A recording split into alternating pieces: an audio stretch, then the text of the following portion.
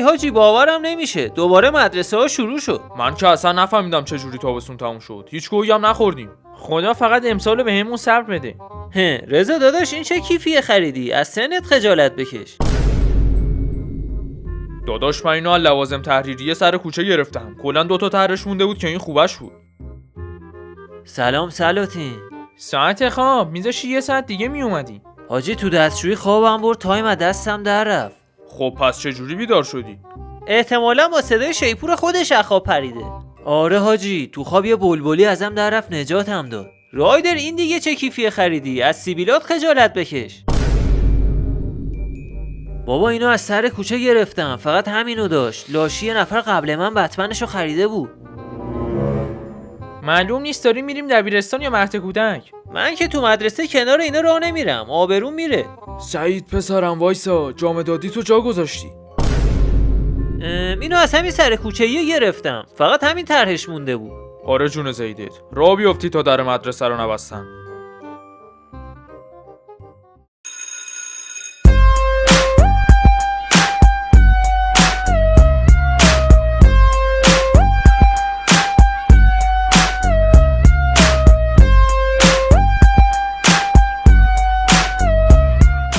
بچه‌ها من از الان دارم بوی گند مدرسه رو احساس میکنم. بوی مدرسه نیستش، بوی منه. صبح تخم مرغ خوردم. رایدر جان مادرت دیگه امسال تو کلاس کنار ما نشین. اوه بچه‌ها اونجا رو ببینید، یه خبر بد دارم واسهتون. وای نه، این یزیدو چرا نازم کردن؟ این همین جوریش معلم بود، همش ما رو کلاس مینداخت بیرون. بچه‌ها من امسال به بابام قول دادم نمره‌های خوب بگیرم، قراره واسم موتور بخره. حاجی امسال بابای منم روم قفلی زده، سال پیشو بد ریدیم. باید حواسمون باشه امسال سر کلاس داستان درست نکنیم وگرنه بندازنمون بیرون این یارو 100 اخراجمون میکنه. پسرای گلم برید سر کلاساتون.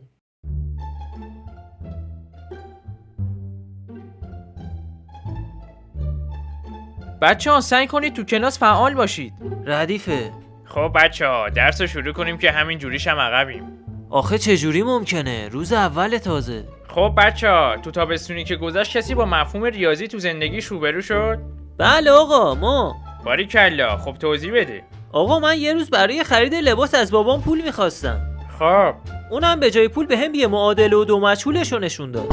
همونش هم از سر زیادیه، واقعا که بی‌شخصیتی. آقا اجازه ما با زوج و فرد مواجه شدیم. آفرین، توضیح بده واسه بچه‌ها. آقا تو این تابستون همه رفیقامون زوج بودن، فقط من فرد بودم. خاک تو سرت، منظورمون از زوج و فرد تو ریاضی یه چیز دیگه است. خب کس دیگه‌ای با کاربرد ریاضی تو زندگیش روبرو نشد؟ آقا ما با کاربرد انتگرال مواجه شدیم. چقدر عالی، واسمون تعریف کن. آقا ما توی تابستون ماشینمون خراب شده بود، بعد من سعی کردم با انتگرال درستش کنم. جالبه، خب چی شد؟ هیچی دیگه آقا، بابام بهم گفت ان نخور، زنگ زد مکانیکی. بلند شید هر 4 تاتون گم شید از کلاس من بیرون. آقا من دیگه چرا؟ من که کاری نکردم. تو هم رفیق همون 4 تا علنگی، گم شو بیرون.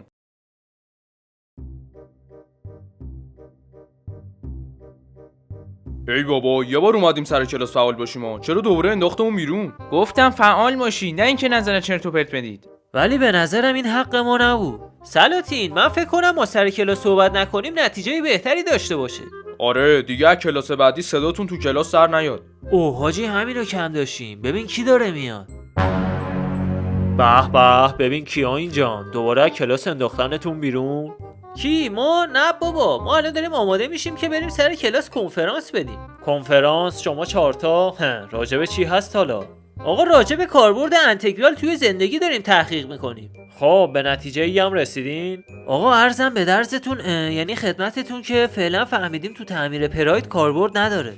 خیلی خوب، ولی من حواسم بهتون هست، امسال خیلی مراقب باشین. شانس آوردیم، واقعا به خیر گذشت. بلند شید بریم، زنگ بعد دینی داریم.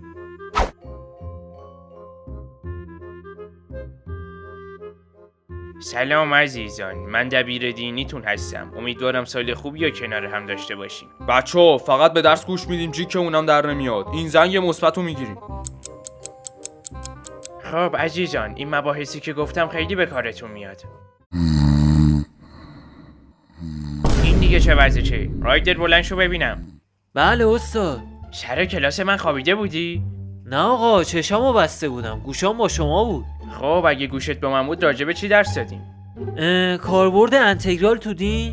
معلومه چقدر گوشگری. بغلیاتم بیدار کن ببینم. بچه‌ها بیدار شید، رسیدیم. آقا جواد بگو ببینم راجبه چی داشتم درس میدادم. آقا موضوع درس امروز تقوا و عمل صالح بود. خب تو حداقل موضوع درس امروز رو میدونی. سعید عمل صالح یعنی چی؟ به مجموعه کارهایی که صالح تو زندگیش انجام داده میگن عمل صالح. خب جالب شد. رضا تو هم انسان با تقوا رو تعریف کن. آقا انسان با تقوا به کسی گفته میشه که با یه تقوا کنه درو. خب پس الان 4 تاتون هم با یه تقوا کنید در کلاس برید بیرون. خدایی دیگه این زنگ حقمون نبود بندازتمون بیرون. بدبختی سر کلاس هم صحبت نمی‌کنیم خوابمون میگیره. ولی من دیشبو کم خوابیده بودم. خوب شد این زنگو خوابیدیم. ای بابا این یزید دوباره اومد. شماها چرا دوباره سر کلاس نیستین؟ آقا ما این زنگ یه کنفرانس داریم راجع به تقوا و عمل صالح. خیلی عجیبه. روز اول این همه کنفرانس. بذارید برم از معلمتون بپرسم. آقای رضوانی مدیر کارتون داره. باشه الان میام. این سری هم به خیر گذشت.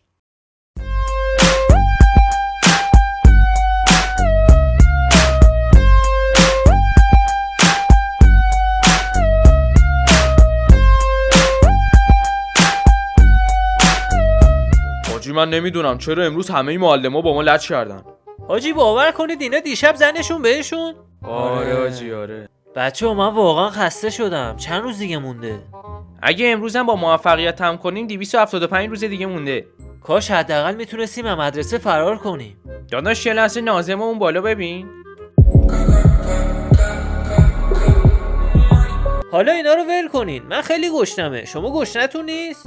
نه بابا تازه صبحونه خوردیم. آره منم تخم مرغ صبح هنوز سر دلمه. حاجی الان که فکر میکنم میبینم منم خیلی گشنم نیست. بچه‌ها گلاب تو روتون من یکم دلم پیچ میره. برم دستشویی و بیام.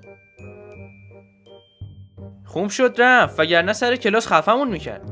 بچه‌ها تا زنگ نخورده منم برم آب بخورم بیام. حاجی منم یه جوریم. چه جوری؟ نمیدونم فکر کنم دلدردی ویروسیه. گلاب تو روت منم برم دستشویی و بیام. باشه فقط زود برگرد که سر کلاس رات بدن. جنگی برمیگردم.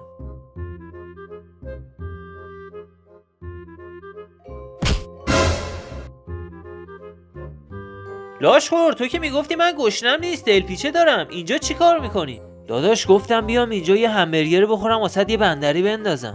خیلی لاشخوری. تو دستشویی آخه؟ واسه چی لگد میزنی وحشی؟ یزید تو که به من گفتی میری آب بخوری. پس چرا الان اومدی اینجا داری گو میخوری؟ والا یکم سر معدم سوسوز میکرد گفتم بیام یه چیزی بخورم. خودت اینجا چی کار میکنی لاشی؟ والا رضا تو که پنهون نیست. منم از صبح کمی سر معدم سوسوز میکنه. اومدم یه چیزی بخورم. باشه برو دستشویی بغلی. فقط بین خودمون دوتا بمونه ها. رضا تو هم اونجایی؟ شد بین خودمون ستا. ای بابا بیایید بیرون دیگه. قیچی بدم بهتون؟ آره داداش کباب چند متری میخوای؟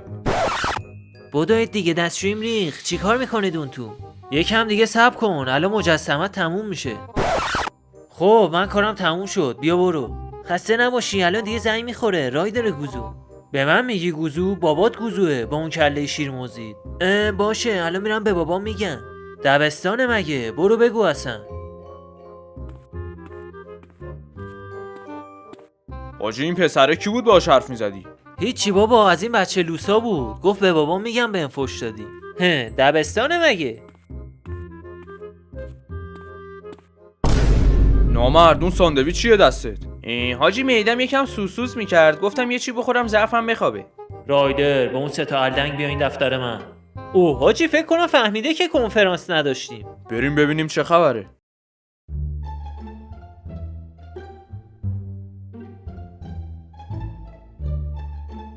خب شنیدم تو دستشویی دعواتون شده. عوضیش سریع این خیار فروختمون. آقا آخه ما روی ادب خیلی حساسیم. بعد اون پسره از یه لفظ نامناسب استفاده کرد. عجب تو چه جوابی بهش دادی؟ هیچی منم بهش گفتم این کار درست نیست که منو گوزو خطاب کنی برادر. به من میگی گوزو؟ بابات گوزوه با اون کله شیرموزی. آقا منم وقتی در روزت خیلی مؤدبانه بهش گفتم برادر من خویشتنداری کن الان میام بیرون. قیچی بدم بهتون؟ آره داداش، کباب چند متری میخوای؟ که اینطور پس حتما اون پسر خالی بسته. آقای رضوانی خواهش میکنم تو انتخاب دانش آموزاتون دقت کنید. اینا معلوم نیست از چه خانواده‌ای اومدن، نه ادب دارن نه صداقت. بچه‌ها روی میزو ببینید. خاک بر سرتون، با پسر ناظم دعواتون شده. البته آقا همچین الکی هم نمیگفت بنده خدا. یکی دو بار ناخواسته ازم یه صدایی خارج شده بود. آقای رضوانی واقعا به خاطر ثبت نام همچین دانش آموزایی ازتون ممنونم. حواستون باشه این سریو فقط نمره کم میکنم. سری بعد اینجا ببینمتون برخوردم خیلی جدی تره. آقا من دیگه چرا؟ من که کاری نکردم. تو هم رفیق همین سه تا الدنگی.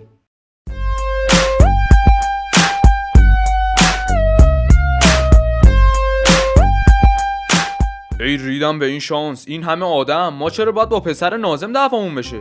ای بابا اون کله شیرموزی ببین چه داستانی واسمون درست کرد. با این وضع که ما داریم پیش میریم احتمالاً تا هفته بعد اخراجیم. بچه‌ها باید همین اول سالی یه جوری خودمون رو تو دل ناظم جا کنیم. خب چیکار کنیم؟ بریم ماچش کنیم؟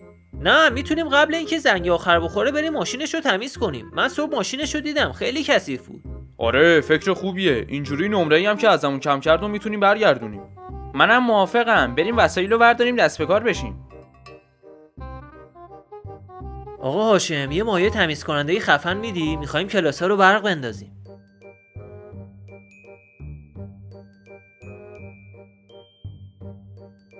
خب سلاطین باید خیلی سریع باشیم. رایدر وسایل جور کردی؟ آره حاجی رایدر مولاچا کش نمیره. خب دیگه شروع کنیم. بچه‌ها ماشین تمیز شده ولی فکر کنم زیاد از حد تمیز شده. آره انقدر خوب دستمال کشیدیم که من خودم دستم داره میسوزه. بچه‌ها چرا رنگ ماشین عوض شده؟ رایدر اون مایه‌های تمیز کننده رو از کجا آوردی؟ حاجی به هاشم گفتم میخوایم کلاس‌ها رو برق بندازیم، اونم نمیدونم چی تکس بهم داد. وایتکس؟ آره آفرین همین بود. وای بدبخت شدیم. چی؟ آقا به جان زیدت داشتیم تحقیق شیمی میکردیم. بچه‌ها فرار کنید. وایسید الدنگا. سلاطین دمتون گرم که تا اینجای ویدیو با ما همراه بودین. اگه لایک های این پست رو به 10,000 تا برسونید قسمت بعدی دبیرستان لوس سانتوس هم واسهتون آپلود میکنیم. جکوارتونیم.